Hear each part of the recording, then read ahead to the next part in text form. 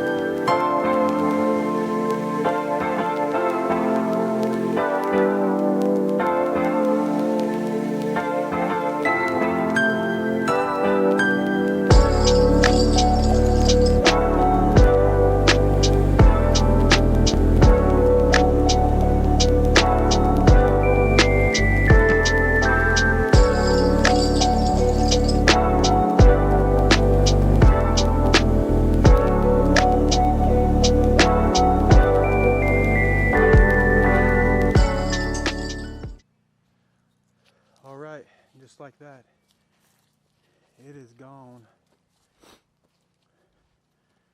Clear enough. Filled 2 trailer loads and a truck bed full. It's good enough for this winter. In the spring it'll probably, will most likely get rocked. Probably leveled out and rocked. It wasn't too bad, only took a couple hours.